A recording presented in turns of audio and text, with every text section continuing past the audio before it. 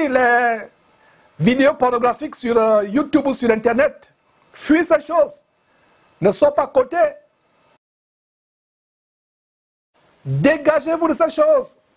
Sortez de ces choses, mes frères et sœurs. Fuyez l'impudicité. Ne vous retrouvez pas seul à seul avec une sœur. Si vous êtes un frère, ne vous retrouvez pas dans les situations bizarres, les heures tardives, même sur Internet. Vous voilà sur Skype, vous êtes seul à seul. Si vous vous retrouvez sur Skype,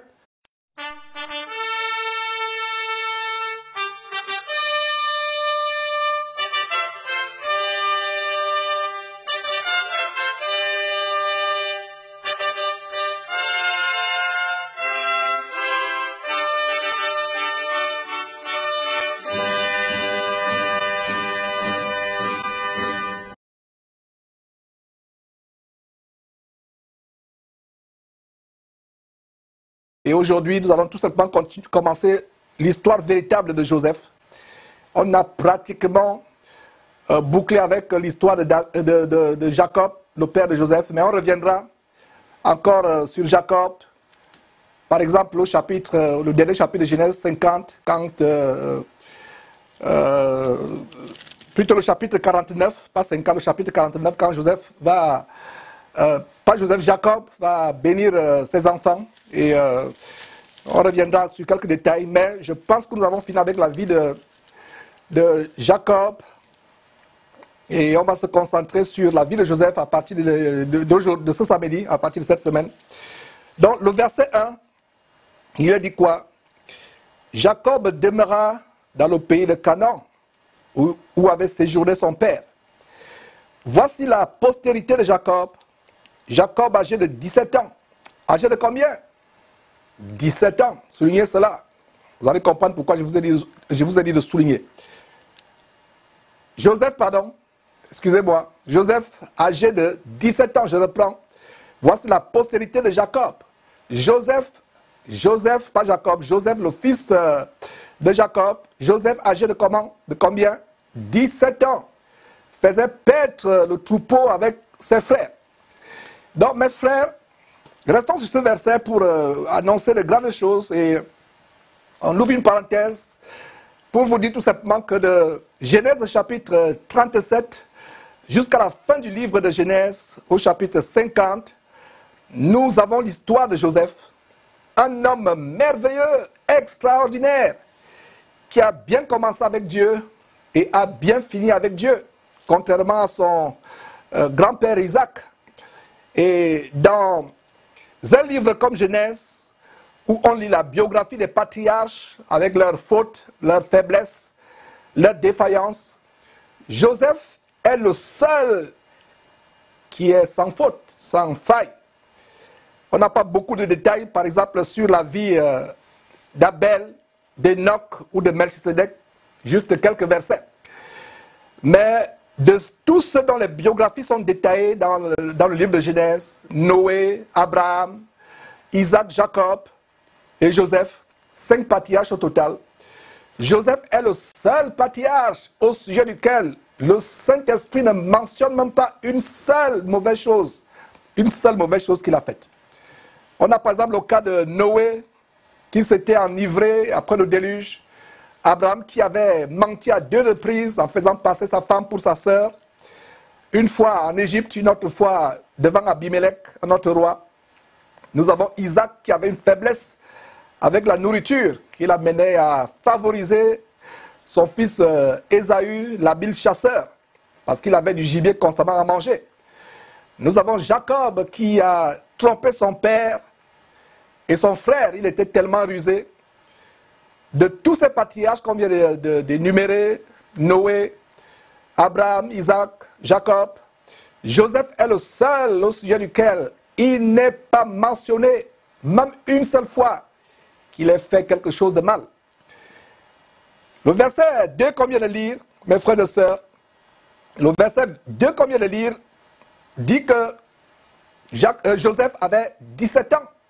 Mes frères et sœurs, 17 ans. Il n'avait pas 27 ans. Il n'avait pas 37 ans. Il avait 17 ans. Mes frères, avait-il des grands frères ou des grandes sœurs qui étaient modèles pour lui? des bons exemples pour lui, des bons exemples à suivre, des modèles à suivre? Absolument pas, pas du tout. On a vu la dernière fois comment l'aîné Ruben a commis l'adultère et l'inceste avec la femme ou la concubine de son père, Bila. Deux autres grands frères, Siméon et Lévi, étaient devenus des meurtriers en tuant, en décimant toute une ville. Je vais dire plutôt tous les hommes de cette ville. Parce qu'un d'eux, un chef de cette ville, Sichem avait déshonoré leur sœur Dina, ils sont devenus meurtriers, Siméon et Lévi.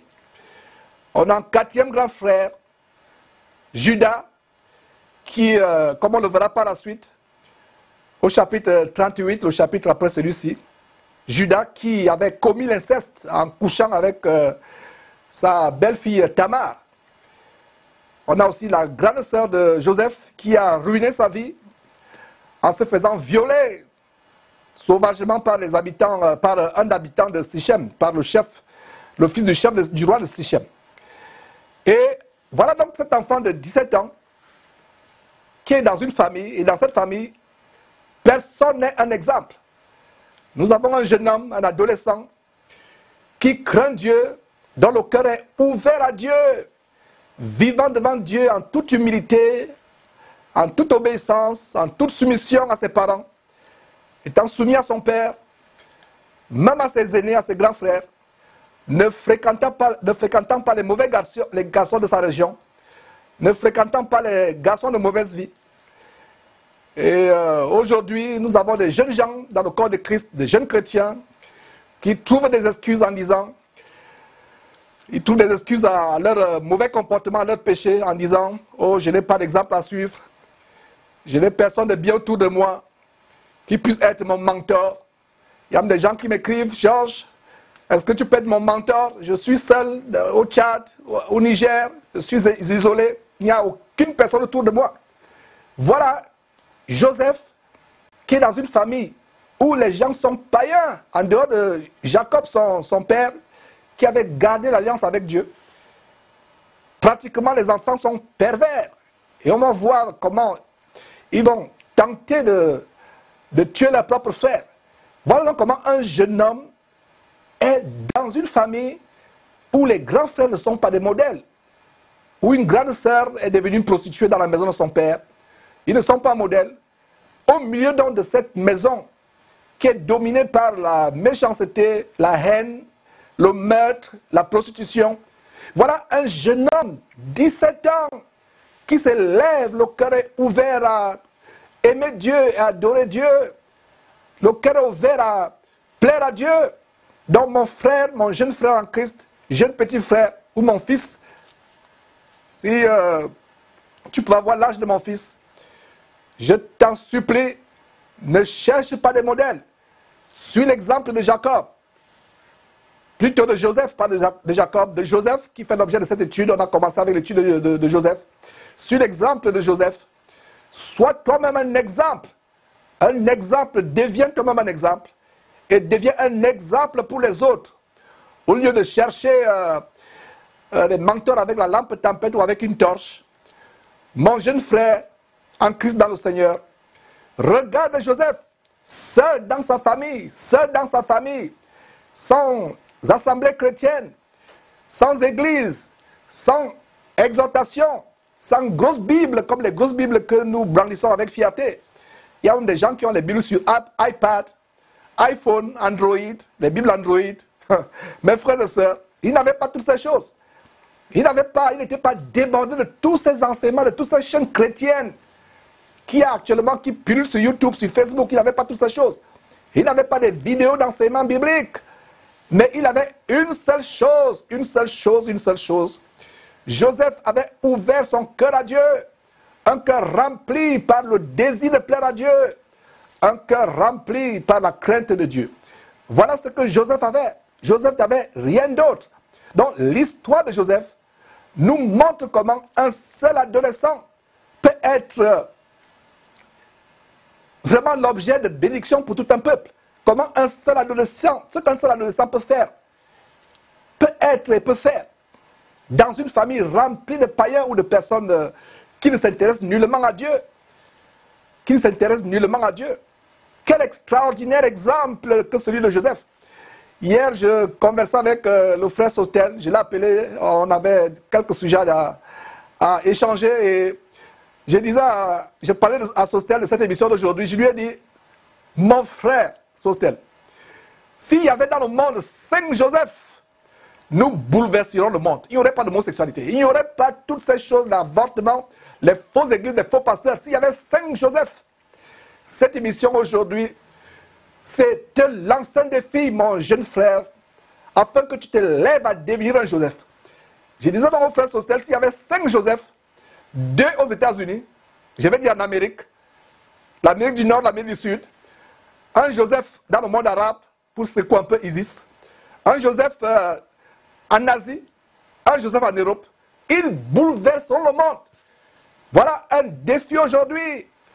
Si je quittais ce monde, selon la volonté de Dieu, si Jésus ne revient pas, je serais l'homme le plus heureux du monde. Si cette émission d'aujourd'hui avait suscité 1, 2 ou 3 Joseph, s'il y avait 5 Joseph, des jeunes gens, 17 ans dans le monde, aujourd'hui qui se lèvent au salaire de Joseph, je vous assure que nous bouleversions le monde. Mais ces personnes sont rares. Nous avons plutôt des jeunes gens qui veulent imiter les faux pasteurs qui deviennent riches avec l'évangile, qui ont des grands costumes, des avions privés, des châteaux. Voilà ce qu'ils imitent. Ils n'imitent pas le jeune Joseph. Il y a d'autres personnes qui vont me dire, mais Georges, Joseph est devenu roi après. Ha! Regardez ce que Joseph a fait pour devenir roi. Et nous ne sommes plus au temps de Joseph. Nous sommes au temps de Christ, où la seule royauté revient à qui? Au roi des rois, Seigneur des seigneurs. Nous tous, nous sommes frères et sœurs. Personne n'étant roi sur terre, dominant sur les autres. Donc, Joseph, âgé de 17 ans. Repartons au verset 2, mes frères et sœurs. Poursuivons avec le verset 2. Joseph, âgé de 17 ans, faisait paître le troupeau avec ses frères. Âgé de 17 ans. Il faisait paître le troupeau avec ses frères. Cet enfant était auprès de Bila. Non, il n'était pas auprès de Bila. Il était auprès de qui? Des fils de Bila. C'est un grand détail. Donc c'est une erreur de ma part, excusez-moi. Donc relisons le verset 2. Joseph, âgé de 17 ans, faisait paître le troupeau avec ses frères. Cet enfant était auprès des fils de Bila et des fils de Zilpa, femme ou concubine de son père. Et Joseph rapportait à leur père leurs mauvais propos. Voilà des enfants qui passaient le temps à critiquer leur père, comme si ça ne suffisait pas qu'ils couchent avec une concubine de leur père. Je parle de Ruben. C'était des personnes qui faisaient le commérage, poignardaient leur père dans le dos. Et il y a un exemple ici, un détail, je pense que vous l'avez noté. Joseph se retrouve plus lié, même pas plus lié, se retrouve lié aux enfants de qui? Aux fils de Bila et de Zilpa. Donc voici un exemple d'une famille qui est divisée en camps, comme des partis politiques. Les fils de Léa avaient leur camp et ils haïssaient terriblement Joseph, comme on le verra par la suite. Joseph, lui, avait aussi son camp, avec ses autres demi-frères, issus du concubinage entre Joseph et ses 2 servantes, Bila et Zilpa. Donc voilà les dangers de la polygamie dans une famille. Les dangers de la polygamie, non seulement de la polygamie, de la partialité, parce que Jacob aimait plus Joseph. Voilà donc les dangers de la polygamie ou de la partialité. Quand un père aime un enfant plus que les autres. Donc c'est un avertissement pour nous, parents chrétiens. Il peut arriver naturellement, c'est la nature humaine, d'avoir plus d'attachement pour tel enfant. Mais nous devons faire un effort de ne pas le faire voir. C'est souvent difficile, mes frères, croyez-moi, je suis un parent. Et en ce qui me concerne, le plus grand attachement que je peux avoir avec un de mes enfants, c'est s'il suit mes traces. L'intégrité, l'amour pour la parole de Dieu. Et donc il y a un danger d'être partial, de faire preuve de favoritisme. Nous devons faire attention, c'est un effort. Nous devons renouveler notre intelligence en tant que parents au point d'arriver au point où nous ne montrons pas de favoritisme, de partialité dans nos rapports avec nos enfants. Et c'est d'ailleurs ce qui se passe au verset 3. Israël, regardez, la Bible, le Saint-Esprit met l'accent sur le fait qu'il est devenu Israël. On a vu comment il est passé de Jacob, le fraudeur, le trompeur, l'homme rusé, abusant des autres, mentant. Et après des années de transformation, son nom a été changé en Israël. Donc il est passé de Jacob en Israël. Et c'est lui qui est devenu le père de la nation d'Israël aujourd'hui. Donc verset 3, Israël aimait Joseph plus que tous ses autres fils. Pourquoi? La Bible nous donne le pourquoi, la raison. Pourquoi? Parce qu'il avait eu dans sa vieillesse. Et non seulement il avait eu dans sa vieillesse, il avait eu avec qui?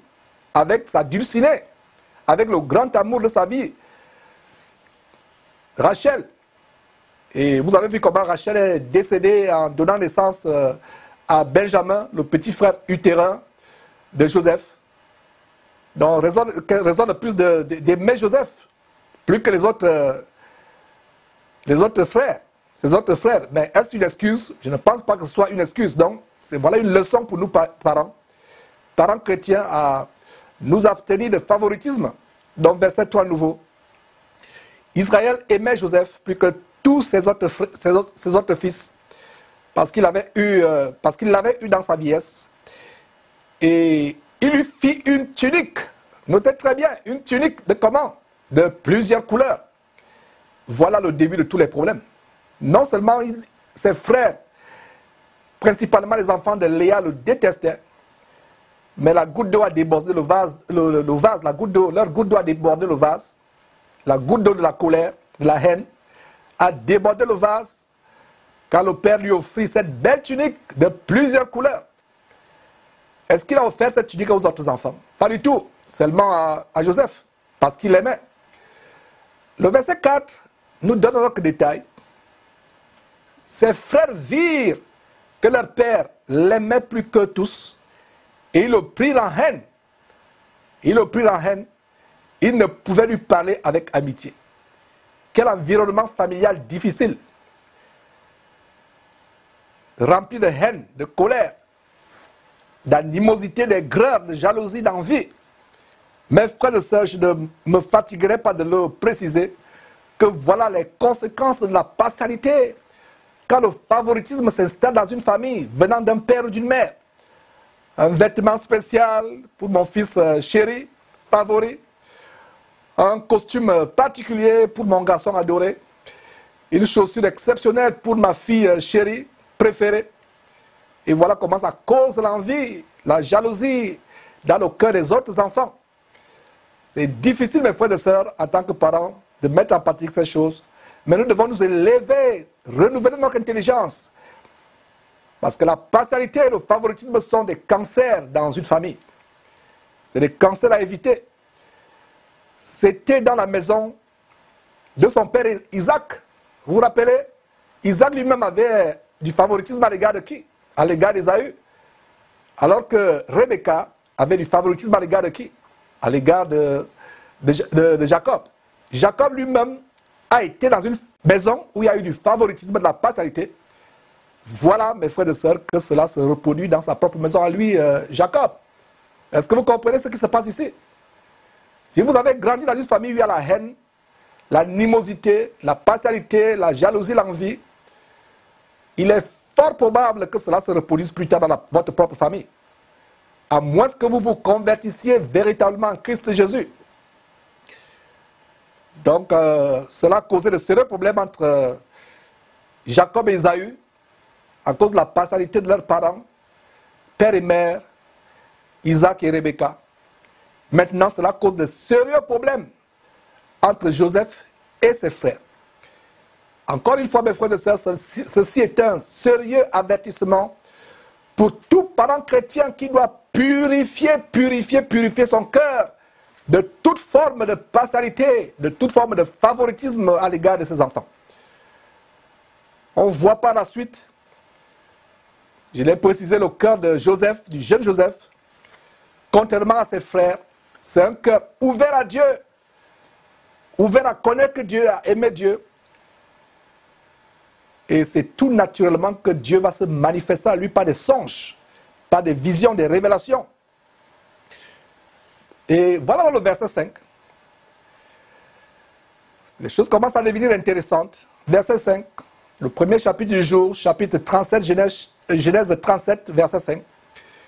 Joseph eut un songe et il le raconta à ses frères qui le haïrent encore davantage.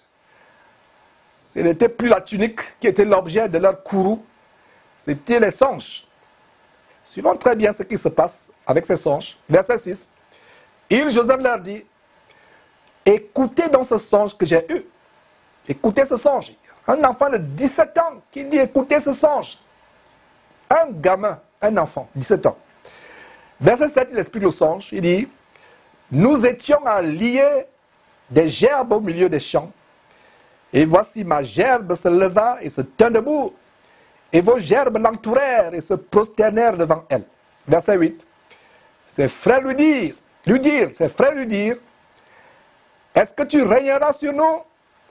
Est-ce que tu nous gouverneras? Mes frères et sœurs, cela va s'accomplir par la suite. N'est-ce pas? Pour vous qui avez lu très bien le livre de Genèse avant de venir suivre cette émission, vous savez que cela va s'accomplir par la suite, on le verra. On continue le verset. Verset 8. Et ils firent quoi? Ils le haïrent encore davantage. Compare le verset 5 avec le verset 8. Il raconte le songe. Il raconte, son songe, le songe qu'il a reçu de Dieu. Ils le haïssent davantage. Verset 8. Ils le haïssent encore davantage. C'est terrible.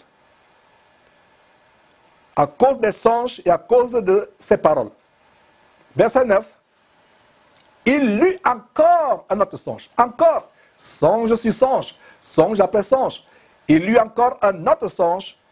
Et il le raconta à ses frères. Il dit, j'ai eu encore un songe. Et voici le soleil, la lune et les 11 étoiles se prosternaient devant moi. Mes frères et sœurs,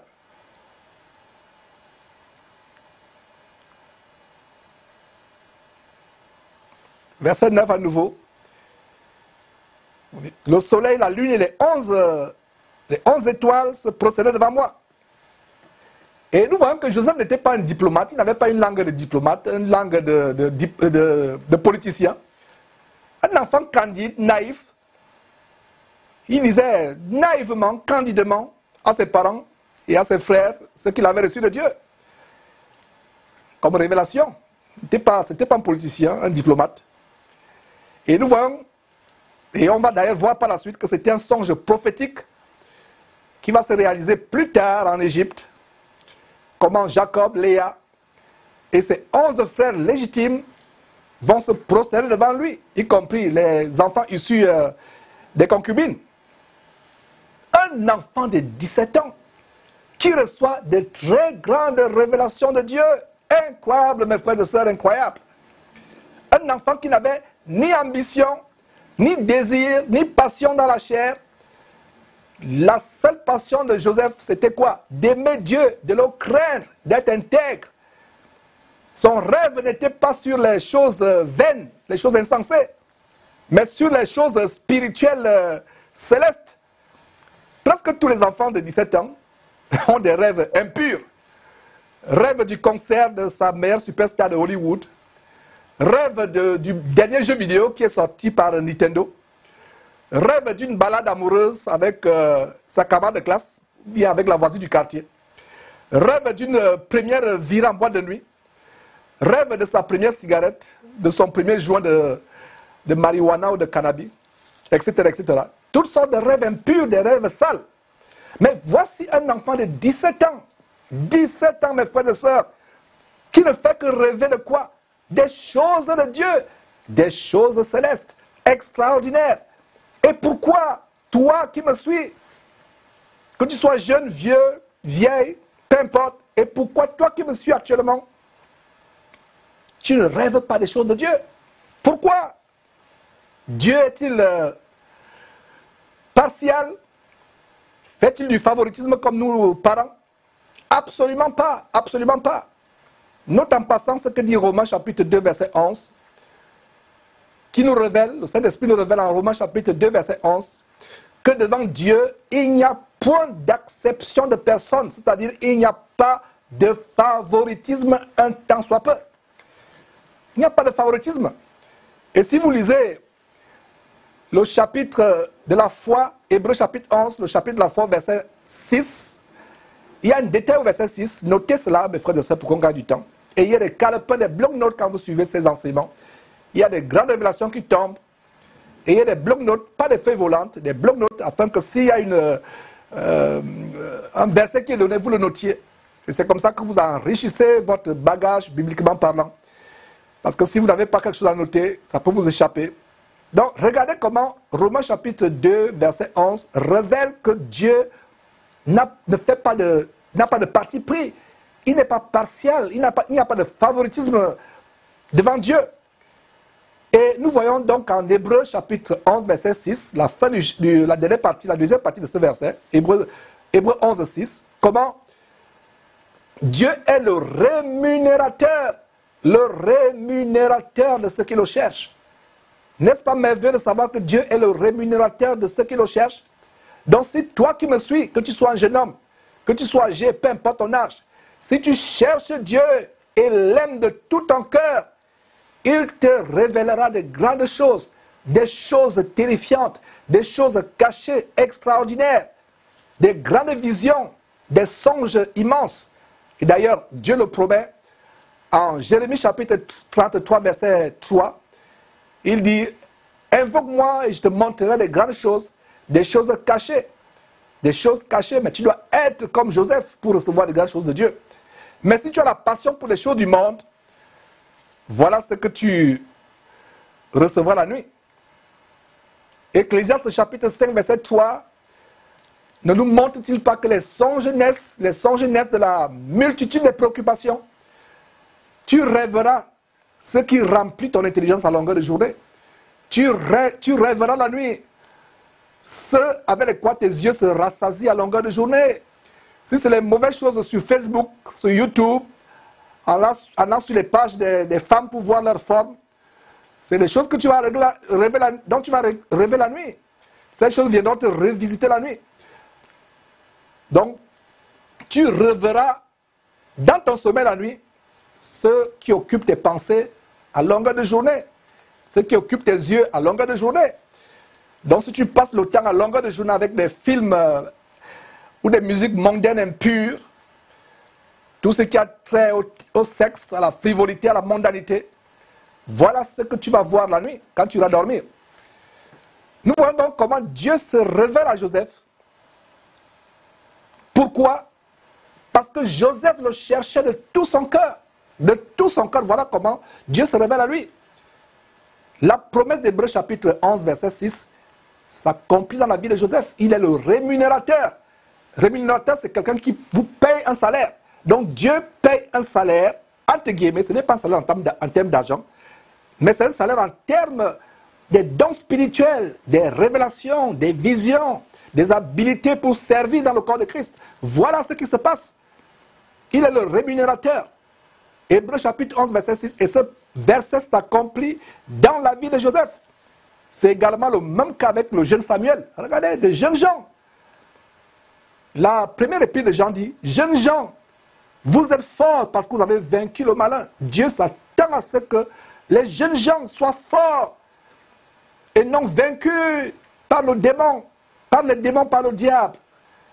C'est ma prière que si je ne suis plus sur cette terre, qu'il y ait une nouvelle génération de Daniel, de Samuel, de Joseph, de jeunes gens qui se lèvent, ayant la haine du péché, ayant le mal en horreur, ayant l'âme qui est tourmentée quotidiennement par le mal, l'abomination, l'homosexualité, les abominations qui se passent dans ce monde. Qu'il y ait des jeunes gens comme cela. Donc en dehors de Joseph, nous avons le cas de Samuel. Samuel était seul au milieu d'une génération perverse et corrompue, qui avait perdu tout intérêt pour Dieu. L'enfant Samuel avait un désir brûlant dans son cœur, le désir de connaître Dieu et de le servir. Et c'est tout naturellement tout naturellement, frères et sœurs, que Dieu se révèle à Samuel. Comme vous pouvez lire en 1 Samuel, chapitre 1, et les chapitres suivants. Nous avons aussi l'exemple du jeune Daniel à Babylone. Mes frères, vous pouvez lire ces choses, allez lire le livre de Daniel. La même chose peut arriver à toi, mon frère.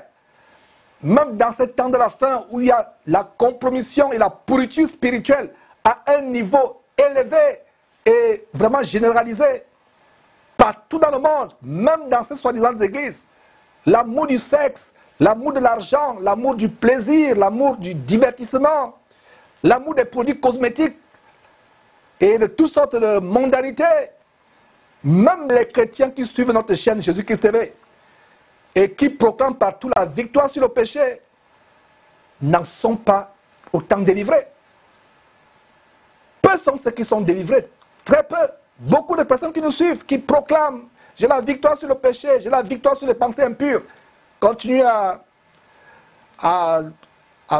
bagarrer contre les pulsions impures de la chair. C'est terrible, mes frères et sœurs. C'est terrible. Continuent à lutter contre les pulsions de la chair. Même ceux qui nous suivent sur Jésus-Christ TV, ils ne sont plus radicaux et totalement engagés comme il était au début, comme il était au début quand Jésus-Christ a commencé en 2013. Donc mon jeune frère en Christ, tu peux être l'exception dans cette génération et être celui à qui Dieu se révélera, tout comme les jeunes Joseph, Samuel, Daniel. Si tu les imites en cherchant Dieu de tout ton cœur, en ouvrant ton cœur à Dieu, tout ton cœur, et en fuyant la pourriture spirituelle et physique qui gangrène le monde, qui atteint le monde entier. Ceci est un grand défi qui t'est lancé, toi jeune qui me suis, petit frère en Christ, mon fils en Christ. Voilà un grand défi. Même si tu es seul, il n'y a personne autour de toi, tu peux devenir comme Joseph. Ceci est un grand défi qui t'est lancé, en même temps un grand encouragement et une consolation. Tu peux être comme Joseph, tu peux être comme Samuel, tu peux être comme Daniel, et plus que ces gens n'avaient pas le Saint-Esprit restant définitivement en eux. Mais toi et moi, depuis le jour de la Pentecôte, nous avons la capacité de recevoir le Saint-Esprit, d'utiliser le nom puissant de Jésus-Christ. Nous avons la possibilité d'être plus que Joseph, plus que Daniel, plus que Samuel, avec la Bible et les révélations que nous avons, qui ont été données à l'Église par des serviteurs de Dieu comme l'apôtre Paul, l'apôtre Pierre et les autres. C'est un encouragement pour toi, mon jeune frère, un défi aussi. Tu peux être comme eux. Dieu peut aussi te parler la nuit, par des songes, par des visions. Regardez comme on va voir. Joseph en Égypte fut longtemps solitaire, de longues années solitaire, isolé d'abord dans la maison de Potiphar. On va voir cela. Plus tard, isolé dans la prison. Il était seul. Malgré le fait qu'il était isolé, seul, solitaire, il était à l'écoute de Dieu, prêtant attention à ce que Dieu lui disait. Il était éloigné des passions de la jeunesse. Il n'est pas dit qu'il se masturbait en ayant les pensées sales, impures. Il ne se souillait pas avec les choses mondaines. Il ne se compromettait pas. Dieu recherche de tels jeunes aujourd'hui. Dieu recherche de tels jeunes aujourd'hui, car ils sont presque introuvables. De tels jeunes sont presque introuvables. Voilà le message à la jeunesse. Voilà mon message à la jeunesse. Ces jeunes sont introuvables. Soit ce jeune-là, soit ce nouveau Joseph, ce nouveau Samuel, ce nouveau Daniel, dans cette génération perverse et corrompue.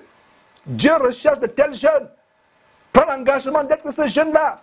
Ce jeune qui n'a aucun désir pour les jeux vidéo, aucun désir pour les films pervers, aucun désir d'ailleurs pour les films tout court, aucun désir pour les choses sales qui se passent sur WhatsApp, sur YouTube, sur Facebook, aucun désir pour les filles du quartier ou les filles de son lycée. Le seul désir qu'il a, c'est d'avoir un cœur pur, un cœur qui plaît à Dieu. Combien de jeunes gens nous avons aujourd'hui comme cela? Quand nous dénonçons ces églises boîtes de nuit, ces véritables morgues évangéliques, ces maisons de joie qui sont promues par des chaînes de prostitution comme Casarema, EMCI, Enseignement.com International, des chaînes ou des sites comme Shop Chrétien, Top Chrétien, des chaînes abominables comme Impact TV, Zoé, Channel, Power TV, etc., où il n'y a que l'amour du monde, l'amour de l'argent. Voilà l'évangile qui met les jeunes gens au défi. Sortez de ces maisons de joie. Dieu ne se révélera pas à vous quand vous êtes dans cette maison. Au contraire, les rêves que vous verrez, c'est les rêves comment vous faites des choses impures la nuit, avec les filles dans cette boîte de nuit évangélique. Sortez de ces choses. Dieu a besoin des personnes dans cette génération. Des jeunes gens, je précise des jeunes gens. Donc tu n'as pas besoin d'attendre l'âge de 50 ans, de 70 ans. Ne laisse pas le diable te tromper en te disant non, mène d'abord ta vie, joue ta vie, tu risques de regretter plus tard. Ça c'est le mensonge du diable. Ne laisse pas le diable te tromper. À 17 ans, tu peux commencer à impacter le monde entier. De tous les apôtres qui avaient suivi Jésus, qu'est-ce que Jésus avait choisi, et qui ont reçu le Saint-Esprit le jour de la Pentecôte, aucun d'eux, pas un seul, avait les cheveux blancs. Incroyable, mes frères et sœurs, n'est-ce pas? Si Dieu ne peut pas prendre le contrôle de ta vie quand tu es jeune, je peux te garantir à 99%, je suis tellement sûr à 99% que si Dieu ne prend pas le contrôle de ta vie quand tu as 17 ans, il y a 99% de chances que tu quittes cette terre, même si tu vis jusqu'à 100 ans sans le connaître. Ce n'est pas parce que tu portes une Bible que tu as une carte de baptême, une carte de membre chez ICC ou chez Compassion. Ça, ce n'est pas important. Ce qui est important, ta relation avec Dieu. Est-ce que tu peux être un Joseph? L'émission aujourd'hui, c'est en même temps que nous voyons l'exemple de Joseph, c'est un défi que je lance derrière cette tempête Jésus-Christ TV aux jeunes gens à travers le monde de se lever, de désirer plus que toute autre chose, de devenir comme Joseph, de devenir comme Daniel, Samuel, comme Timothée, des personnes engagées. Donc que le diable ne vous mente pas en disant que non, joue ta vie, parce qu'il sait que tu peux mourir. Il y a des gens qui meurent jeunes, il y a des enfants qui meurent, ils n'atteignent même pas 20 ans, ils n'atteignent même pas 15 ans. Tu n'as pas le pouvoir sur ta vie pour dire que je vais servir Dieu quand j'aurai 50 ans. Il faut d'abord que je me rassasie avec les prostituées, avec les boîtes de nuit. Non, tu ne sais pas quand est-ce que tu vas vivre. Tu ne connais pas le terme, la longueur de ta vie sur terre. D'ailleurs, c'est ce que le Saint-Esprit nous recommande en Ecclésiaste chapitre 12, verset 1. Je cite ce verset qui dit « Mais souviens-toi de ton Créateur pendant les jours de ta jeunesse. » Grand verset, mes frères, notez ce verset. Jeunes gens, notent ce verset. Jeune personne qui me suit, note ce verset. Ecclésiaste chapitre 12, verset 1. Souviens-toi de qui? De ton Créateur, Dieu qui t'a créé. Souviens-toi de lui quand tu deviens vieux. Non, ce n'est pas ce que le verset dit. Si le verset le dit, tu n'as pas une bonne Bible. Le vrai verset dit, souviens-toi de ton Créateur pendant les jours de ta jeunesse, avant que les mauvais jours arrivent et que les années approchent où tu diras, je dis, prends pour un plaisir. Quand ton cœur s'est tellement engouffré, c'est tellement familiarisé avec les choses mondaines, à un moment c'est difficile. S'il y a la cupidité dans ton cœur, l'amour de l'argent, l'amour des choses du monde, ce n'est pas 70 ans, 80 ans que ça va quitter ton cœur. Mes frères et sœurs, retournons au verset 9. De Genèse chapitre 37, verset 9. Verset 9 à nouveau. Joseph, eut encore un autre songe, c'est au verset 9. Et il le raconta à ses frères. Il dit, j'ai eu encore un songe. Et voici le soleil, la lune et les 11 étoiles se prosternaient devant moi. Voilà, Joseph a eu un autre songe qui confirma le premier. Dans le premier songe, n'était pas un flash, une hallucination, quelques images furtives. Ce n'était pas un mirage, mais c'était un message réel, authentique, venant de Dieu. Venant de Dieu. y a une chose qui va vous révéler si vous ne le savez pas. Généralement dans la Bible, quand une chose se produit 2 fois, c'est souvent un signe que cela vient de Dieu. Donc voilà un conseil que je vous donne. Demandez souvent à Dieu de confirmer un songe ou une vision que vous avez eue pour savoir si cela vient de Dieu, si ça vient de lui. Mais attention, ne vous empressez pas de demander Dieu confirme ce songe. Cherchez d'abord à avoir le même cœur d'amour, la même intégrité, la même passion que Joseph ou Samuel ou Daniel. C'est un défi, mes frères et sœurs, que je lance aux jeunes gens. Garçons ou filles, à vous ouvrir à Dieu, d'avoir la passion pour la parole merveilleuse de Dieu qui est la Bible. Fuyez le péché, fuyez les choses mondaines, les passions de la jeunesse, les habillements sexy, les mauvaises fréquentations. Fuyez les passions de la jeunesse.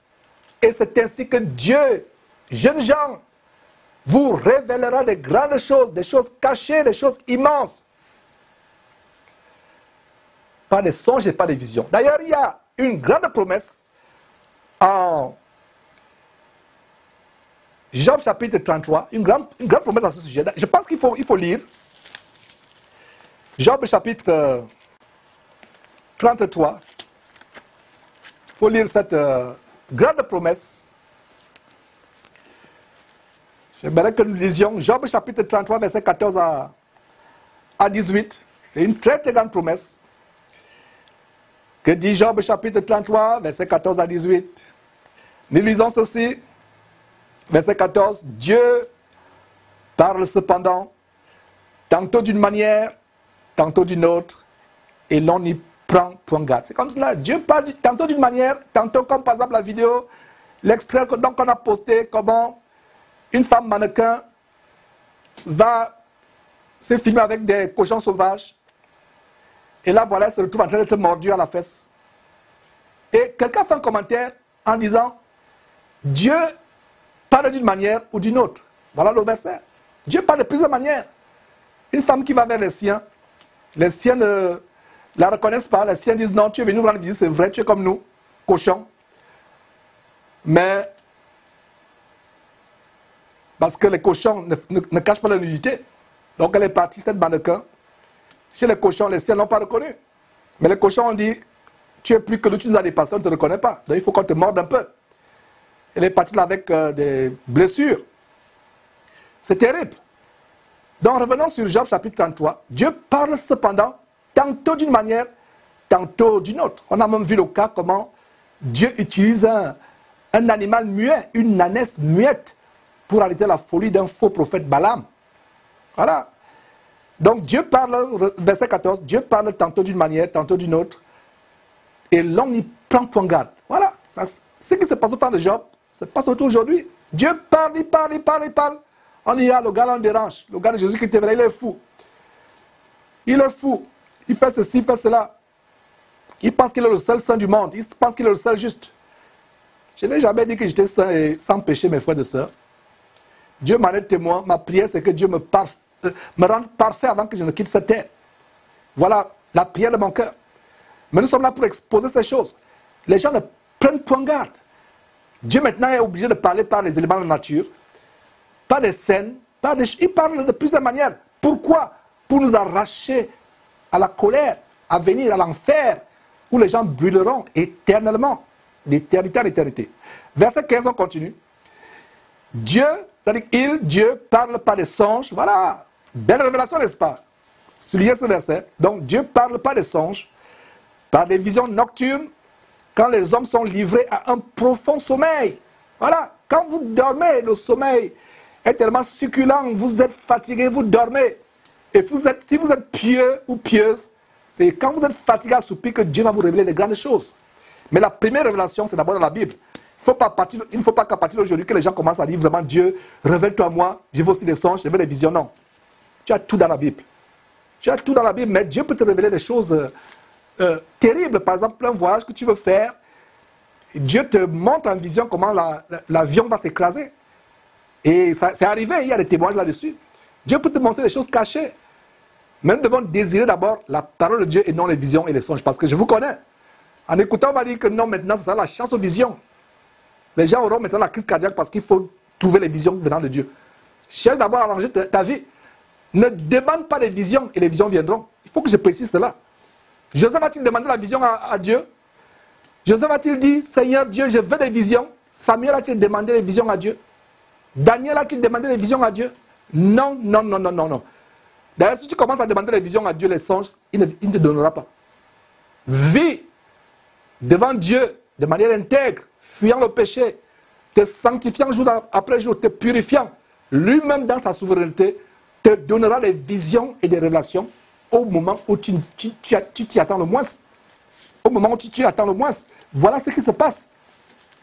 Donc ne commence pas maintenant à voir la phobie, pas la phobie, excusez-moi, pas la phobie, mais la frénésie, l'envie vraiment démesurée d'avoir les visions. Non, évitez cela. Donc, de toutes les personnes qui ont reçu les grandes visions dans la Bible, venant de Dieu, il n'y a aucune personne qui a dit Dieu, montre-moi des visions et des songes. Je peux me tromper, mais montrez-moi un verset. Si quelqu'un, chaque jour, matin, midi, soir, disait Seigneur, je veux voir les grandes choses. Non. Vis devant Dieu de manière pure, le craignant, étant intègre, t'éloignant de la fausseté, de tout ce qui est faux, de tout ce qui est sale. Dieu, au moment où tu t'y attends le moins, va se manifester à toi, va te révéler de grandes choses. Donc, verset 15, je pense que la précision est de taille. Donc, à partir d'aujourd'hui, ne commencez pas à mettre vos journées à terre, matin, midi, soir, Dieu, je veux des visions. Tu as déjà la parole de Dieu qui est suffisante. Vis dans la crainte de Dieu, et Dieu lui-même, selon sa volonté, sa souveraineté, te montrera des choses au moment où tu ne t'y attends pas. Verset 15, Job 33. Dieu parle par des songes, par des visions nocturnes, quand les hommes sont livrés en profond sommeil, quand ils sont endormis sur leur couche. Verset 16, alors il leur donne des avertissements. Regardez, il leur donne quoi? Des avertissements et met le sceau à ses instructions. Verset 17, afin de détourner l'homme du mal. Voilà le but des visions et des révélations. Afin de faire quoi? Afin de détourner, verset 17, l'homme du mal et de le préserver de l'orgueil. Verset 18, afin de garantir son âme de la fosse. Et pour nous chrétiens, la fosse à venir, c'est le lac de feu et de soufre qui ne s'éteindra jamais, qu'on appelle enfer. Verset 18, afin de garantir son âme de la fosse et de sa vie des coups du glaive. Donc retournons à Genèse, mes frères et sœurs. Très grande révélation. Nous voyons comment Dieu est merveilleux. Il nous montre de grandes choses. Et nous allons poursuivre avec l'histoire de Joseph. Comment il raconte son songe, on a vu. Nous sommes au verset 10. Joseph le raconta ce songe à son père et à ses frères. Son père le réprimanda et lui dit, que signifie ce songe que tu as eu? Faut-il que nous venions, toi, ta mère, ou plutôt sa belle-mère Léa, mais qui était comme sa mère? Donc, faut-il que nous venions, toi, ta mère et tes frères, nous prosterner en terre devant toi? Et c'est exactement, mes frères et sœurs, ce qui va se passer en Égypte plus tard. Donc, ne te décourage pas quand tu as les visions, des révélations, et que ton entourage, les gens, même dans ton église, même dans ta famille, ne te croient pas. Ils pensent que tu en fais trop. Ne te décourage pas si les gens ne te croient pas. Ou ne croient pas la révélation que Dieu t'a donnée. Un jour, cela va s'accomplir. Et ils comprendront que cela vient de Dieu. Verset 11. Ses frères eurent de l'envie contre lui. Mais son père faisait quoi? Garda le souvenir de ces choses. Verset 12. Les frères de Joseph étant allés à Sichem, rappelez-vous la ville de Sichem, là où Siméon et Lévi ont décimé toute une ville. Parce que le chef, l'un des chefs de cette ville, ou du moins le fils du chef de cette ville, Sichem, le fils d'Amor, avait déshonoré leur sœur Dina, l'avait violée. Donc par la ruse, ils les ont menés à se faire circoncire et le troisième jour, pendant qu'ils souffraient, ils étaient courbés sous la douleur de leur circoncision, de leur blessure. Siméon et Lévi a passé tous les hommes matures, adultes de la ville au fil de l'épée. Et donc voilà la ville de Sichem. Donc voilà, verset 12. Les frères de Joseph étant allés à Sichem pour faire paître le troupeau de leur père. Verset 13. Israël, voilà, ou Jacob, Israël dit à Joseph, tes frères ne font-ils pas perdre le troupeau à Sichem? Viens, je veux t'envoyer vers eux. Je veux t'envoyer vers eux. Et Joseph répondit, me voici. Voilà. Verset 14.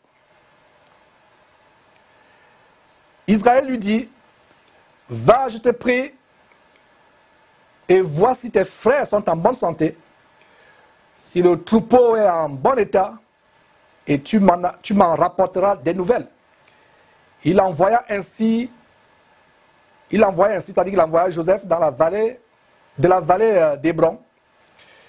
Et Joseph alla à Sichem. Donc, ils étaient dans la vallée d'Hébron. Et voilà Joseph qui obéit à son père, se rend à Sichem pour chercher ses frères. Chers frères et sœurs en Christ, que Dieu vous bénisse. Nous poursuivons cette section d'aujourd'hui sur l'étude de Genèse avec le deuxième chapitre du jour. On vient de terminer le chapitre 37. Vous êtes en direct en ce grand jour du samedi de l'an de grâce 2019, plus précisément le 23 février. Nous sommes au chapitre 38. Le chapitre 38 est une parenthèse entre le chapitre 37 et le chapitre 39. Donc le chapitre 38, je reprends, est une parenthèse entre le chapitre 37 et le chapitre 38. C'est une petite pause dans la vie de Joseph. Donc on a commencé à voir la vie de Joseph au chapitre 37. La vie de Joseph va poursuivre au chapitre 39. Mais il y a une pause à ce niveau, au chapitre 38, pour examiner un terrible aspect de la vie débauchée de Judas, qui contraste grandement avec la vie pieuse et pure de Joseph, qu'on va poursuivre au chapitre 39. Ce sera une bonne occasion de comparer la vie de Joseph à celle de son frère aîné Judas. Donc il y a des choses qu'on peut apprendre sur la postérité de Judas en relation avec Jésus-Christ, comment Jésus-Christ lui-même sera issu de Judas plus tard, mais de manière tellement abominable comme on va voir. N'oubliez pas que Jésus-Christ est aussi appelé le lion de la tribu de Judas. Donc voilà une bonne parenthèse, ce n'est pas par hasard. Vous voyez le plan de Dieu en établissant ces choses, comment le Saint-Esprit règle même le positionnement des chapitres. Donc on a commencé à voir la vie de Joseph au chapitre 37 et il y a une grande parenthèse qui montre comment, à l'opposé de Joseph qui est tellement pieux, qui se souciait de conserver sa pureté sur le plan sexuel, Judas était un grand débauché, fréquentant les prostituées comme on va voir. Vous voyez, ce n'est pas par hasard. C'est pour nous préparer à bien apprécier l'intégrité de Joseph. Mes frères et sœurs, la parole de Dieu est merveilleuse. Donc, chapitre 33, non, chapitre 38, mes frères et sœurs, ne frémissez pas. Nous voulons tellement terminer Genèse, non. Je suis en train de vous ramener en arrière, non. C'est plutôt le chapitre 38. Verset 1. En ce temps-là, Judas s'éloigna de ses frères et se retira vers un homme d'Adullam nommé Hira. Verset 2. Là, Judas vit la fille d'un Cananéen nommé Shua et il l'a pris pour femme et alla vers elle. Ça veut dire que l'a connue sexuellement. Donc, comme je l'ai annoncé, il y a une distinction entre Joseph et Judas.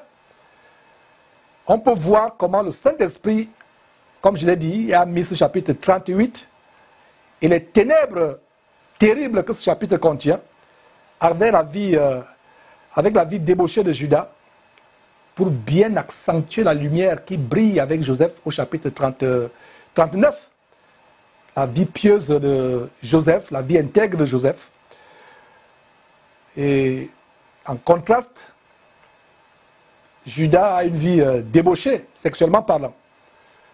Et on voit comment Judas, pourtant, n'était pas pauvre ou esclave comme Joseph.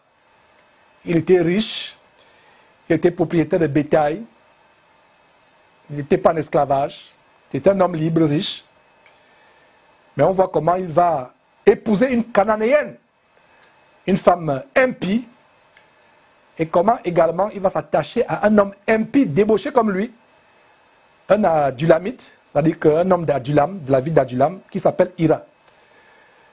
Et mes frères, voilà ce qui arrive quand nous fréquentons les hommes impies, mondains, débauchés, qui ne font aucun cas de Dieu, qui ne craignent pas Dieu. Quand nous le faisons, nous nous exposons à toutes sortes de tentations, à toutes sortes de séductions, comme on le verra avec le cas de Judas. D'ailleurs, 1 Corinthiens chapitre 15, verset 33, ne nous dit-il pas que les mauvaises compagnies corrompent les bonnes mœurs? Notez ce verset en passant, 1 Corinthiens chapitre 15, verset 33, un verset à mémoriser, à mettre en pratique, qui dit « Ne vous y trompez pas, les mauvaises compagnies corrompent les bonnes mœurs. » Donc on voit comment Judas sera corrompu par cet homme adulamite. Et nous avons aussi 2 Corinthiens chapitre 6, versets 14 et 15, qui va dans le même sens, qui dit « Ne vous mettez pas avec les infidèles sous un joug étranger, car quel rapport y a-t-il entre la justice et l'iniquité? L'iniquité. Ou qu'y a-t-il de commun entre la lumière et les ténèbres ?» Verset 15. « Quel accord y a-t-il entre Christ et Bélial? Quelle part a le fidèle avec l'infidèle ?» Donc voilà comment Judas, qui fait partie du peuple élu de Dieu, qui se lie d'amitié avec un homme impie. Notez très très bien ce que dit le verset, ce verset 2. C'est plutôt ce verset 1. Notez très bien ce que dit le verset 1. Le verset 1 déclare « Judas s'éloigna de ses frères ». Il y a un grand enseignement sur le fait que Judas fit quoi? Il s'éloigna de ses frères pour se retirer vers un adulamite, un homme de mauvaise vie. Et ça a une application aujourd'hui, mes frères et sœurs, le fait que Judas s'éloigne de ses frères, parce que c'est terrible, terrible quand nous abandonnons la communion avec les vrais frères et sœurs en Christ pour nous lier d'amitié, pour nous attacher à des adulamites, des personnes mondaines qui ne craignent pas Dieu. Et il y a beaucoup de descendants de Judas dans les milieux chrétiens aujourd'hui qui abandonnent leurs frères en Christ, leurs sœurs en Christ, pour s'attacher plutôt avec pour s'affectionner aux adulamites, pour s'attacher aux adulamites. Et on verra comment l'attachement de Judas à cet adulamite reflète tout simplement l'attitude que Judas avait à l'égard de Dieu. N'oubliez pas que Judas haïssait son frère Joseph. Et c'est lui qui est derrière la vente de Joseph. Il haïssait son frère qui craignait Dieu pour s'attacher à un débauché qui ne faisait aucun cas de Dieu, qui ne craignait pas Dieu. Bien-aimés frères et sœurs, vous ne pouvez pas aimer Dieu et vous attacher à des personnes impies. C'est les chrétiens qui ont encore comme compagnie, les non-chrétiens, les personnes impies. Vous ne pouvez pas avoir d'intimité, d'amis intimes avec des personnes qui ne craignent pas Dieu. D'ailleurs, il y a un avertissement à Psaume chapitre 1, verset 1 à 2, grand avertissement, qui dit « Heureux, pas malheureux », Psaume chapitre 1, verset 1 à 2, « Heureux l'homme qui ne marche pas selon le conseil des méchants, qui ne s'arrête pas sur la voie des pécheurs et qui ne s'assied pas en compagnie des moqueurs, mais qui trouve son plaisir dans la loi de l'Éternel et qui la médite jour et nuit. » La Bible dit « Heureux l'homme qui ne marche pas selon le conseil des méchants, qui ne s'arrête pas sur la voie des pécheurs et qui ne s'assied pas en compagnie des moqueurs. » Judas était tout le contraire de ce verset. Et Joseph était celui qui a mis en pratique ce verset. Que cette histoire de Judas nous serve de leçon afin de nous débarrasser de tous les adulamites qui risquent de nous entraîner en enfer avec eux plus tard. Moi, particulièrement, votre frère Georges qui vous parle, j'ai pris la ferme décision dans ma vie, la ferme résolution de n'avoir comme ami intime qu'uniquement ceux des chrétiens qui craignent véritablement Dieu, qui prennent leur salut très au sérieux, qui ont la haine du péché, qui sont très radicaux dans leur marche en Christ et qui regardent les choses de ce monde comme de la boue. Voilà ceux qui seront mes amis intimes, avec qui je vais m'attacher. La preuve en est que je n'ai même plus de compagnons. Si quelqu'un entre dans ma maison à Houston, c'est un frère en Christ, une sœur en Christ. Il n'y a pas des personnes étrangères hors du corps de Christ qui entrent dans ma maison. C'est à ce point-là où je suis arrivé, un point de radicalisme. Mais si quelqu'un qui est impie entre dans ma maison pour écouter la parole de Dieu, pour changer, c'est avec plaisir, les bras ouverts, que je vais le recevoir. Mais quelqu'un qui se moque de Dieu, qui ne fait aucun cas de Dieu, qu'il soit mon frère ou ma soeur de sang, même père, même mère, il ne mettra jamais pied dans ma maison. Je le dis à haute voix, ma famille le sait. C'est à ce point-là que nous sommes arrivés. Être radicaux pour Christ.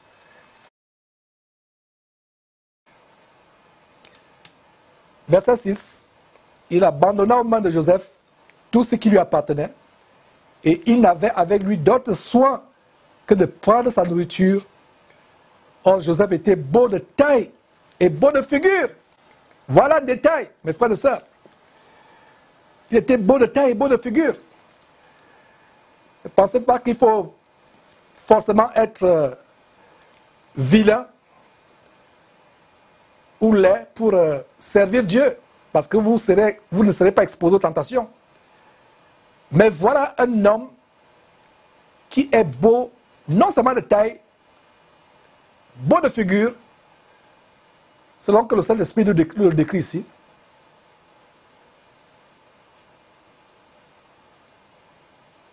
Mais cette beauté ne lui monte pas dans la tête. Voilà quelqu'un, il avait tellement des atouts. Non seulement tout ce qui touchait se transformait en or, tout ce qu'il entreprenait réussissait. Et il y a un autre détail, il était beau de taille, beau de figure.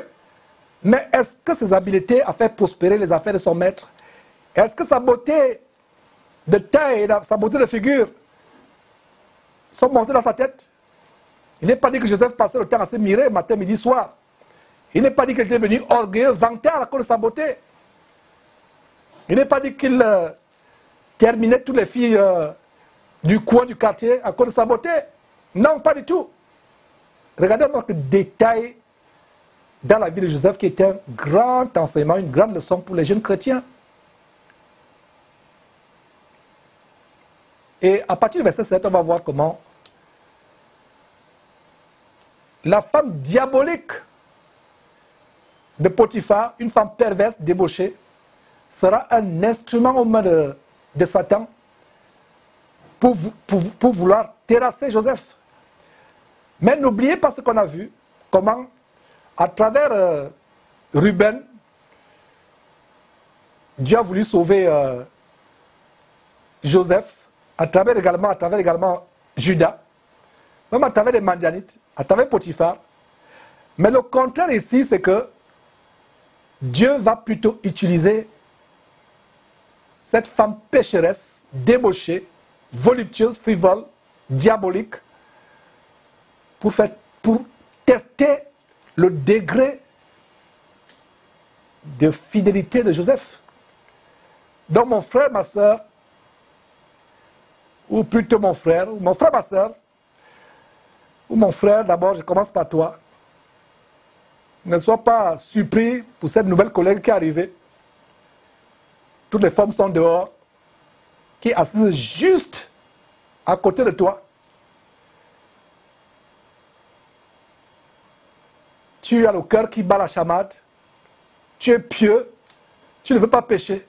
Voilà comment il te tourmente matin, midi, soir. Ce n'est pas par hasard que Dieu l'a envoyé. C'est pour te tester, parce que tu proclamais que le péché ne régnera plus sur ma vie. Le péché ne régnera plus sur ma vie. Je vais dominer sur lui. Le péché n'aura plus de pouvoir sur moi. Voilà donc comment Dieu envoie cette femme voluptueuse, à la démarche langoureuse, à la voix doucerette, mielleuse, qui s'assoit à côté de toi, pour te perturber. Mais c'est un test. Et si tu passes le test, tu vas passer à l'étape supérieure avec Dieu. Tu auras d'autres grandes révélations. Tu auras d'autres grandes choses qui vont arriver. Donc voilà comment, en même temps, cette femme était un instrument de Satan pour vouloir détruire Joseph. Mais en même temps, Dieu utilise cette femme pour tester l'intégrité de Joseph. Et je peux déjà vous dire que Joseph va réussir à ce test. Avec brio, il va réussir à ce test. Donc verset 7. Après ces choses, il arriva que la femme de son maître porta les yeux sur Joseph et dit, couche avec moi. Quelle femme perverse, débauchée. Et je suis persuadé que cette femme avait l'habitude de coucher avec le personnel domestique. Les autres, étant impies, cédaient. Certainement, c'est ma compréhension. Parce qu'avoir un homme qui est tellement occupé, non seulement il est garde du roi, mais il a aussi ses affaires, ses propriétés, il a des champs. En même temps, un homme d'affaires, outre qu'il était aussi l'officier de la garde royale. Donc un homme hyper occupé. Voilà donc cette femme pécheresse, impie, débauchée, diabolique, va vouloir faire tomber Joseph. Verset 8, il refusa. Catégoriquement, il refusa et dit à la femme de son maître, voici, mon maître ne prend avec moi connaissance de rien dans la maison. Et il a remis entre mes mains tout ce qui lui appartient. Verset 9, il n'est pas plus grand que moi dans cette maison. Et il ne m'a rien interdit, excepté toi. Parce que quoi? Parce que tu es sa femme. Comment commettrais-je un aussi grand mal et pécherais-je contre Dieu? Quelle proclamation, mes frères et sœurs. Voilà une grande proclamation. Comment Joseph dit, comment commettrais-je un aussi grand mal et pécherais-je contre Dieu? Aujourd'hui, aller avec la femme de son patron, aller avec la femme de son voisin, aller même avec la femme de son frère dans ces soi-disant églises où toutes sortes de prostitution se passent, ce n'est pas un grand péché, ce n'est pas un grand mal.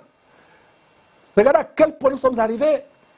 Avoir le sexe avant le mariage, commettre l'adultère, ce n'est plus un grand mal. Mais au temps de Joseph, c'était un grand mal. Et ça demeure un grand mal pour les vrais chrétiens qui veulent plaire à Dieu et au Seigneur Jésus-Christ. Regardez, un homme qui tient tête. Mon frère, qu'aurais-tu fait si la femme du PDG de ta grande entreprise dit, couche avec moi, je vais te donner une promotion. Peut-être même je vais faire partie de mon mari de cette société pour que tu le remplaces, tu deviennes PDG. Qu'aurais-tu fait? Voilà un homme qui n'a pas peur pour sa vie. Il n'a pas peur de perdre son emploi, d'être chassé de cette maison. Il refusa verset 8. Et il dit à la femme avec fermeté, voici, mon maître ne prend avec moi connaissance de rien dans la maison. Il a remis entre mes mains tout ce qui lui appartient. Verset 9, il n'est pas plus grand que moi dans cette maison. Il ne m'a rien interdit excepté toi, parce que tu es sa femme. Comment commettrais-je, comment ferais-je un aussi grand mal et pécherais-je contre Dieu? Voilà, la préoccupation de Joseph, c'était de faire plaisir à Dieu. La crainte de Dieu a fui notre génération. Qu'il y ait, par la grâce de Dieu, une nouvelle génération de chrétiens qui vivent ayant la crainte de Dieu. Dès qu'ils veulent poser un acte qui est mauvais, la première pensée c'est comment pécherais-je contre Dieu? Comment ferais-je un aussi grand mal? Suivons l'exemple de Joseph et nous allons résister à beaucoup de tentations. Verset 10. Quoiqu'elle parlât tous les jours à Joseph, Et pendant comment? Quelques jours, quelques heures, tous les jours. Oh, Joseph, ce jeune homme, harcelé sexuellement, tous les jours. Et si vous allez suivre quelques détails de la tentation du Seigneur Jésus dans le désert par le diable, en Matthieu chapitre 4 ou Luc chapitre 4, le diable, après la première tentation, n'est pas parti. Deuxième tentation, il n'est pas parti. C'est après la troisième qui s'est retiré. Donc il est persistant dans la tentation. Voilà un détail d'une femme, instrument de Satan. Tous les jours, elle parle à ses oreilles. L'enfant a résisté, il n'a pas été séduit. Verset 10, quoi qu'elle parla tous les jours à Joseph, il fit quoi? Il refusa de coucher auprès d'elle, d'être avec elle. Et voilà comment le plan de Satan va se réaliser. Et n'oubliez pas ce que je vous ai dit. Quand il y a quelque chose qui se trame contre vous,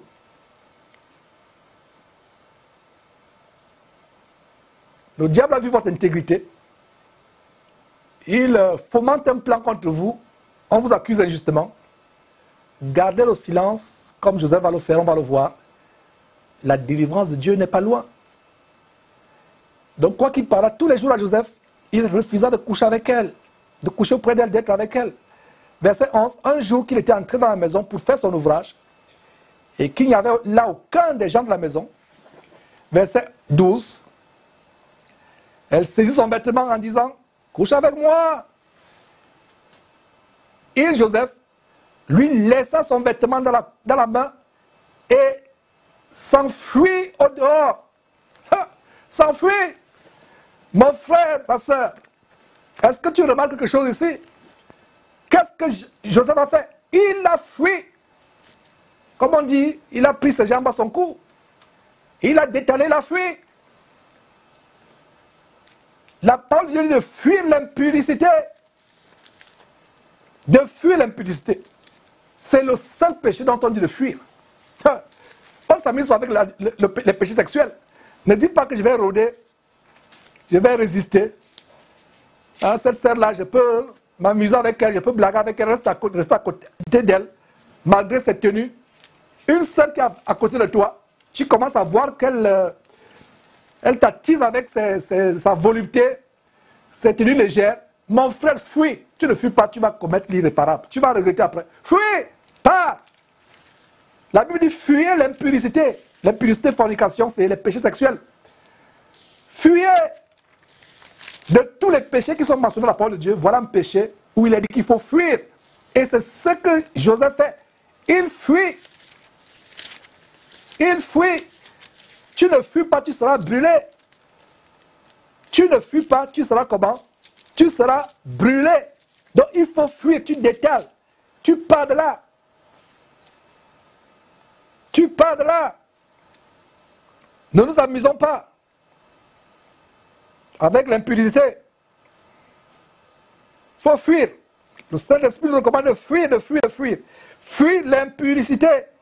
Fuis l'impudicité.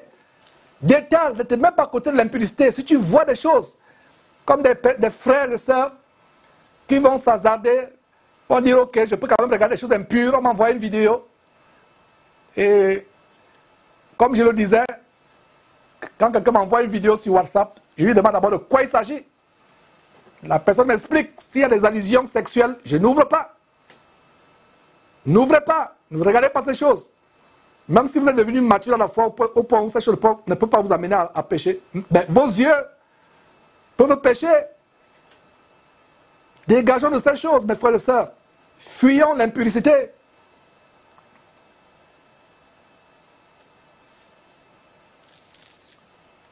Voilà comment le Saint-Esprit nous amène à comprendre les choses. Donc, Joseph, alors retournons en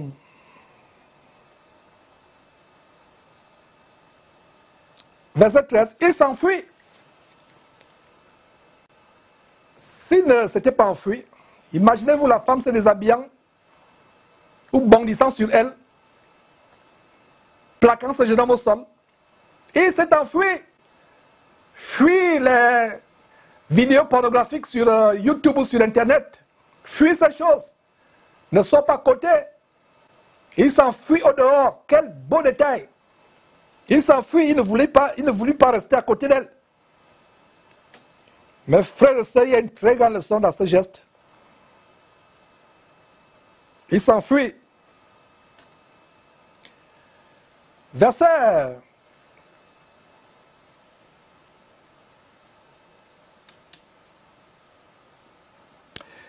Et pendant que je considère ces choses, on a eu notre séminaire en 2017 sur vaincre le péché dans nos vies. La Bible dit, résistez au diable et il fuira loin de vous. Mais en ce qui concerne les péchés sexuels, la Bible dit, fuyez la débauche sexuelle, la fornication, l'impudicité. Qu'est-ce que je comprends? Le verset dit, résistez au diable et il fuira. C'est le diable qui va fuir. Mais par rapport au péché sexuel, Dieu te dit que c'est toi qui dois fuir. Conclusion, le péché sexuel est même devenu plus dangereux que le diable lui-même. Conclusion à nouveau, ce n'est donc pas surprenant pourquoi le diable, Satan, utilise le péché sexuel. Parce qu'il sait que nous chrétiens, on peut fuir facilement. On peut fuir facilement d'autres choses. On peut l'amener à fuir. Au nom de Jésus, Satan va détaler. La Bible dit, résistez au diable, il fuira. Pour ceux qui sont là à comprendre, j'explique à nouveau. La parole de Dieu dit, résistez au diable, il fuira loin de vous. Mais pour ceux qui ont des péchés sexuels, la Bible ne dit pas, résistez à l'impudicité, résistez à la débauche sexuelle, elle va fuir loin de vous. Non, c'est vous qui fuyez. Quand c'est Satan, c'est lui qui fuit. Quand c'est l'impudicité, c'est vous qui devez détaler et fuir. Conclusion, la débauche sexuelle est plus grande que Satan. C'est pour cela que c'est son arme numéro 1 pour entraîner beaucoup de personnes en enfer. Fuis!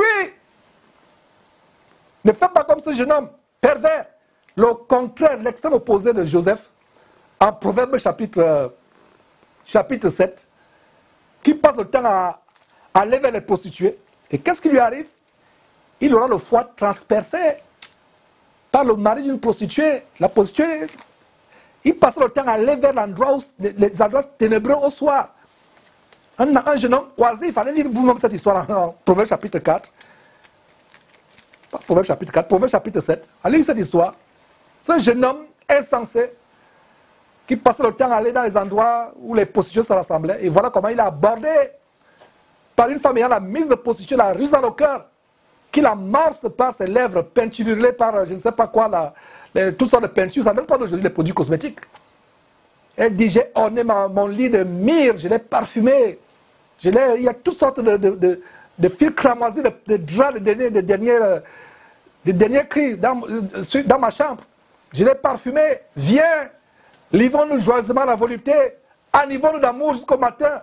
Mon mari n'est pas là. Il est parti pour un voyage lointain. Il ne reviendra pas avant la nouvelle lune. Et la Bible dit en Proverbe chapitre 7, allez lire cette histoire. Elle le séduisit par ses paroles doucereuses, mielleuses. Lui mit la corde au cou. Le traîna comme un bœuf qu'on met dans la boucherie pour égorger. Jusqu'à ce que la flèche transperce le foie de ce jeune homme. Le mari qui était supposé revenir après la nouvelle lune est venu précipitamment. Peut-être que le mari avait déjà les soupçons qu'on lui disait, quand tu n'es pas là, voilà ce que ta femme se livre à la prostitution sur ton lit conjugal. Combien de jeunes hommes ont été tués? Ça, c'est une histoire qui remonte il y a des milliers d'années. Mais même au moment où je vous parle, combien de jeunes hommes ont été tués?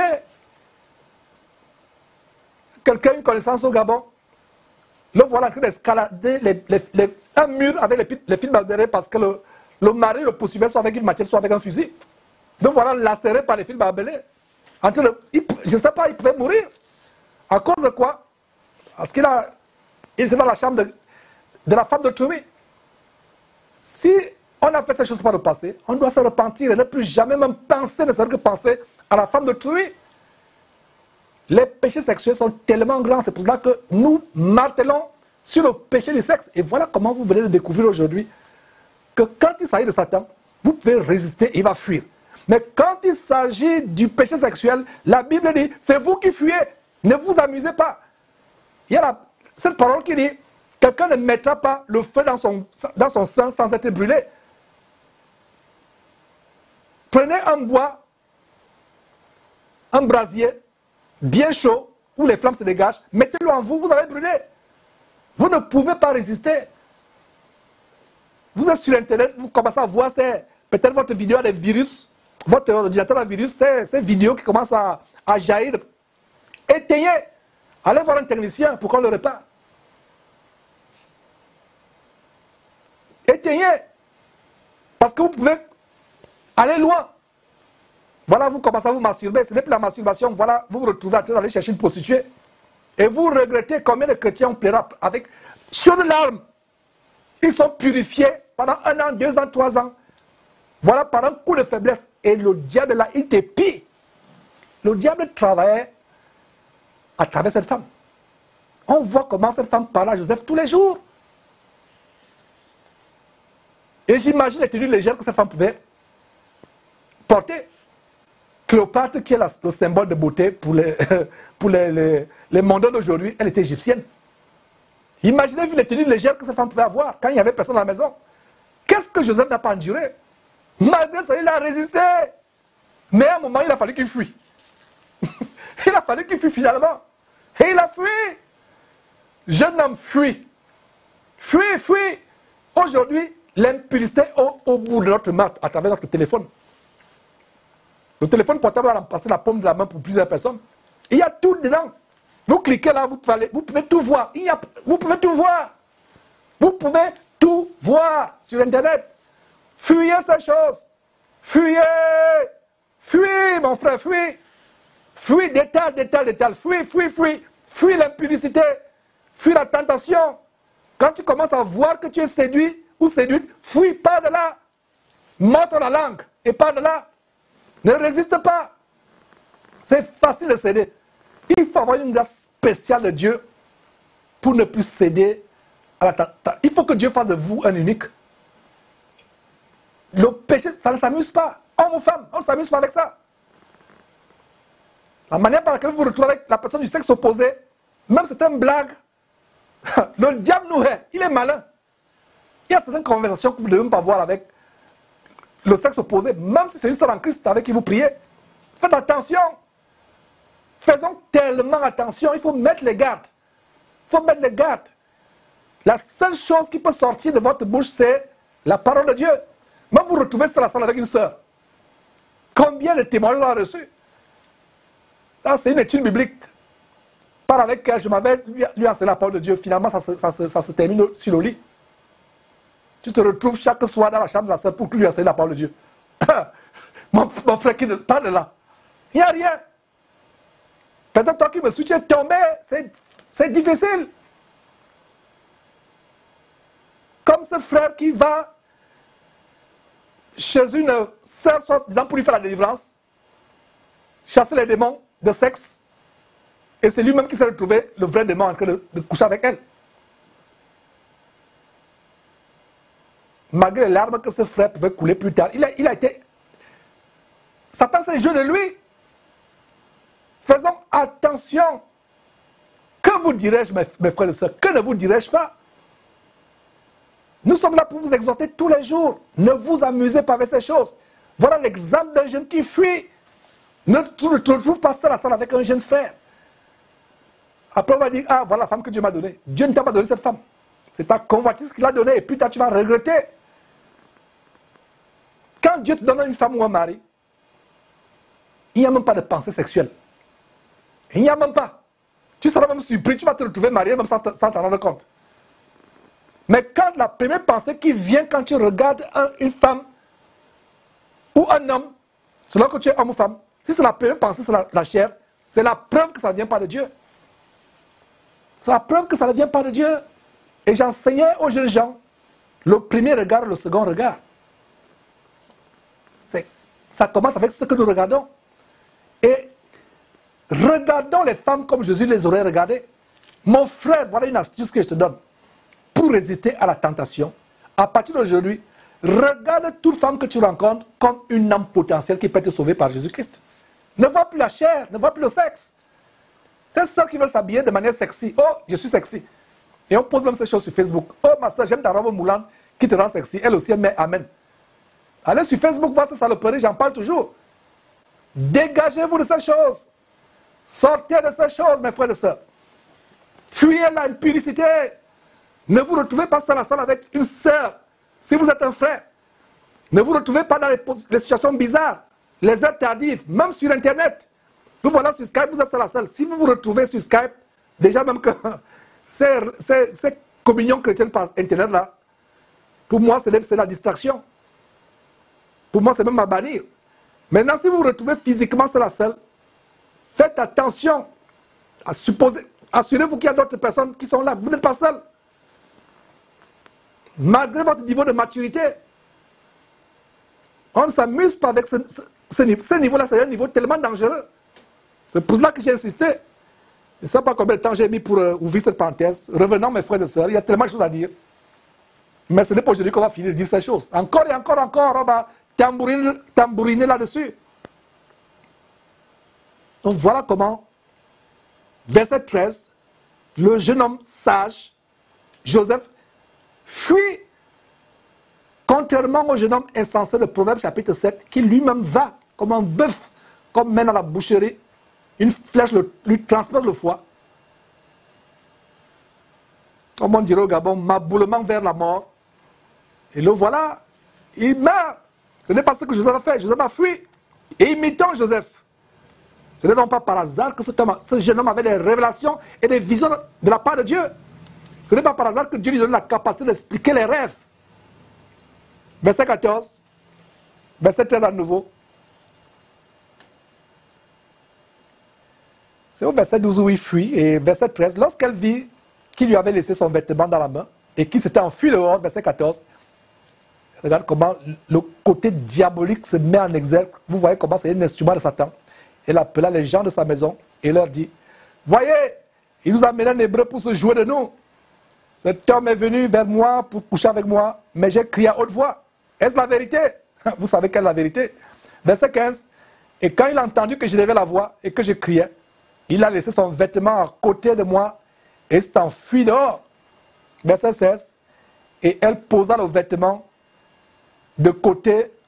Elle posa le vêtement de Joseph à côté d'elle jusqu'à ce que son maître rentre à la maison. Regardez cette femme. Elle pose le vêtement à côté. Quand une femme est perverse, elle est prête à vous tuer. Cette femme pouvait tuer. Elle pouvait tuer Joseph.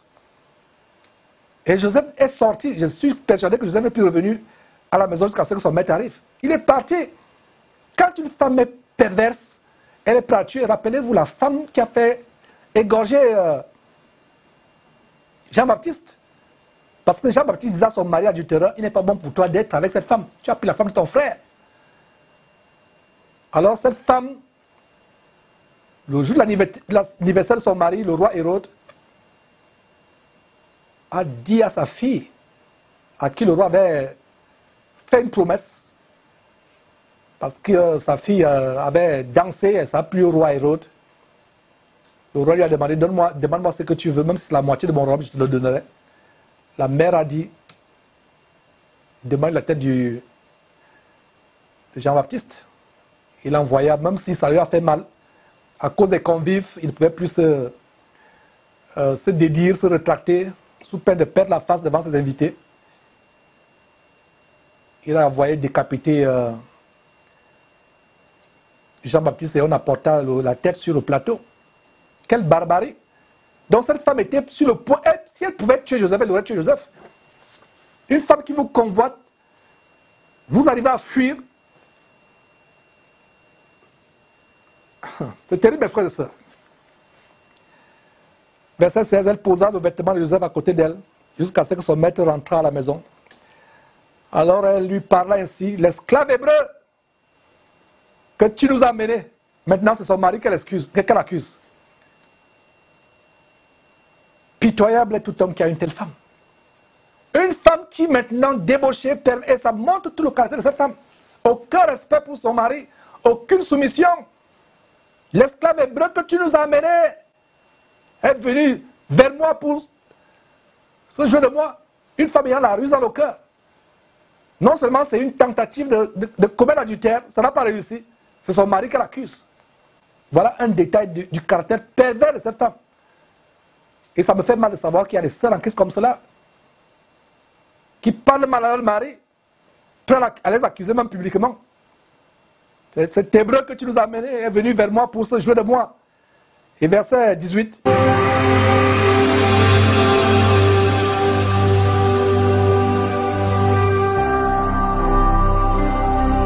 Jésus-Christ TV, vous connaîtrez la vérité et la vérité vous affranchira.